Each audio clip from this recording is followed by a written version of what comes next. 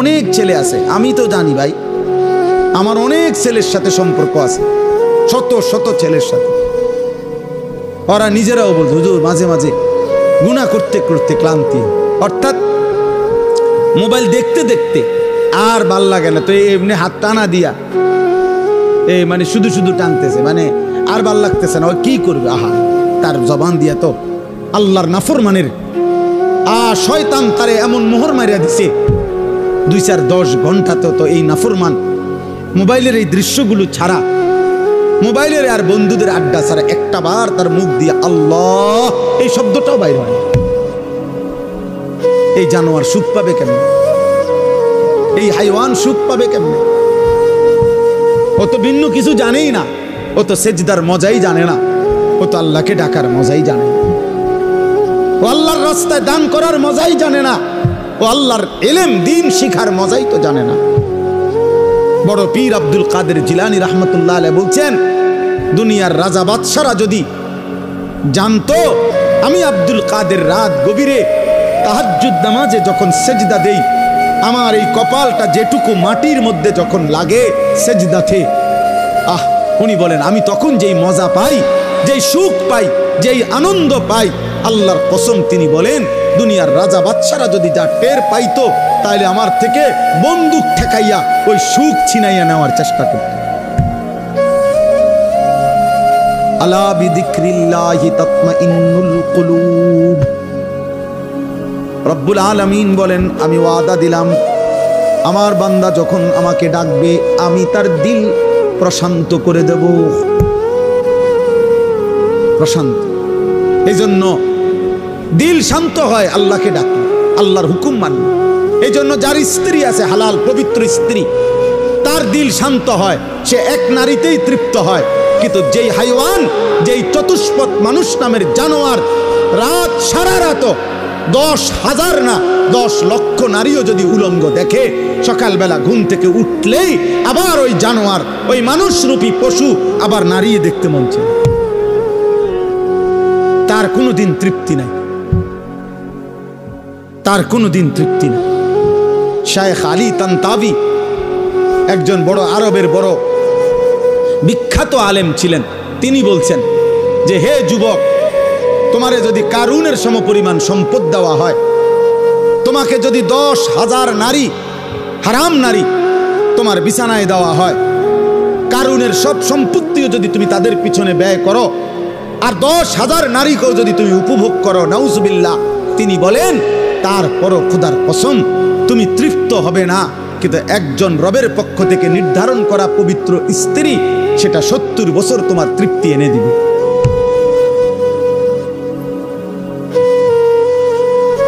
এই জন্য কোনো ছেলে যদি বুঝে থাকো, বুঝে থাকো, আল্লাহর দিকে ফেরো বাবা, আল্লাহর দিকে ফেরো। আমি বলছি তো, আমি একজনের আশাতেই বলি, একজন কেউ একজন বদলাবে, শুনবে এখানে হয়তো বদলাবে আরেকখানে, এমনও হতে পারে। আলহামদুলিল্লাহ আমাদের বয়ান আছে, ওলামাদের বয়ান আছে, হয়তো বলছি এখানে, কিন্তু বদলায় গেছে 1000 মাইল দূরে, 1000। স্পেন থেকে যুবক ফোন দিয়া বলছে হুজুর, কানতে কানতে অঝোর ধারায়, যে হুজুর আপনার কথায় গুনাহ ছেড়ে দিলাম, জিন্দেগি বদলে। অথচ আমি কোনো স্পেনে বয়ান করি নাই, করছি বাংলাদেশে, বদলে গেছে স্পেনে। বলেছি বাংলাদেশে, বদলে গেছে আমেরিকার মিশিগানে। আমেরিকার একটি গুরুত্বপূর্ণ অঞ্চল আছে মিশিগান, ওই জায়গার নাম। ওইখানের এক যুবক সেদিন মেসেজ দিছে যে হুজুর ছেড়ে দিলাম গুনাহ।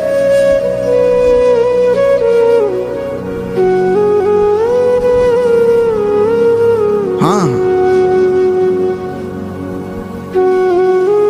এজন্য প্রিয় ভাই, আল্লাহ তাআলা বলছে কুল্লিল মুমিনিনা ইয়াগুদ্দু মিন আবসারিহিম। আরে মুমিন মাত্রই চোখ নামাবে, ইমানদার কেমনে ভিন নারী দেখে, ইমানদার কেমনে ভিন নারী দেখে, ইমানদার কেমনে মুসলমান পরের না। এক যুবক, হাদিসে আছে, তোমরাও শুনছো, নবীজির জামানায় এক যুবক এসে বলছিল, ইয়া রাসূলুল্লাহ সাল্লাল্লাহু আলাইহি ওয়াসাল্লাম, আমাকে জিনার অনুমতি দেন, আমি জিনা করতে চাই, ইদান লি বিজিনা। নবীজি তাকে 5টা প্রশ্ন করছে, যুবক কাছে আসো। নবীজি বলছে তুমি কি চাও তোমার স্ত্রীর সাথে কেউ এই কাজটি করুক? সে বলছে না। বলছে তুমি কি চাও তোমার বোনের সাথে কেউ এই কাজটি করুক? বলছে না। আমি সংক্ষেপে বলতেছি। নবীজি বললেন তুমি কি চাও তোমার মেয়ের সাথে কেউ এই কাজটি করুক? বলছে না। নবীজি বলছেন তুমি কি চাও তোমার মায়ের সাথে কেউ এই কাজটি করুক? নবীজি বলছেন না। স্ত্রীর কথা না, মাকে বলছেন। এরপরে নবীজি বলছে তুমি কি চাও তোমার ফুফুর সাথে এই কাজটি কেউ করুক? যুবক বলছেন না। নবীজি বলছে তুমি কি চাও তোমার খালার সাথে কেউ এই জিনা করুক? যুবক বলছে লা ওয়াল্লাহি জালানি আল্লাহু ফিদাআকা। হে আল্লাহর নবী, না, আমি চাই প্রয়োজনে আপনার কথা শুনে আমি আমার জীবন দিয়ে দেব, কিন্তু আমার পরিবারের এই আপনজনদের সাথে কেউ জিনা করুক আমি এটা মেনে নিতে পারি না। আল্লাহর নবী সাল্লাল্লাহু আলাইহি সাল্লাম বলেন ওয়ালাল্লাযীনা ওয়ালান্নাসু ইউহিব্বুনাহু লিবানাতিহিম লিআম্মাতিহিম লিখালাতিহিম লিউম্মাহাতিহিম লিআখাওয়াতিহিম। আল্লাহর নবী বলেন তাহলে যুবক শুনো, কোনো মানুষও তার বোনের সাথে কেউ জিনা করুক এটা চায় না। কোনো মানুষও তার খালার সাথে কেউ জিনা করুক এটা চায় না। কোনো মানুষও তার ফুফির সাথে কেউ জিনা করুক এটা চায় না।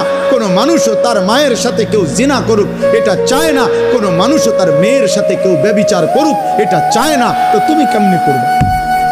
যুবক বলছে ইয়া রাসূলুল্লাহ, আল্লাহর কসম আমি ছেড়ে দিলাম,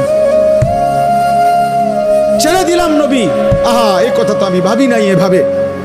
আল্লাহর নবী সাল্লাল্লাহু আলাইহি সাল্লাম বলছে যুবক তুমি আমার কাছে আসো। তো ছেলেটা কাছে আসছে। নবী সাল্লাল্লাহু আলাইহি সাল্লাম তার বুকের মধ্যে হাত মুবারক রেখে বলছে, তিনটা দোয়া করে দিছে এই ছেলেকে।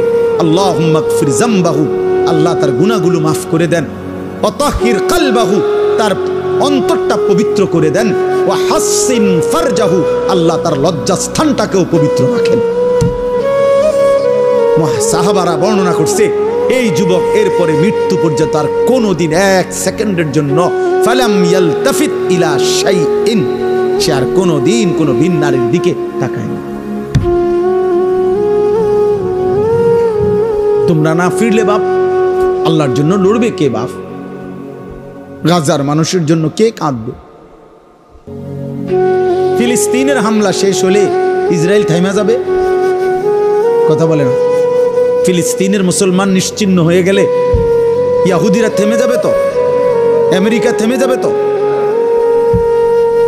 তোমরা জানো বাপ, আমাদের পার্বত্য চট্টগ্রাম, আমাদের বাংলাদেশের পার্বত্য, একটা কাগজ দেন, এটা দেন, এদিকে দেন।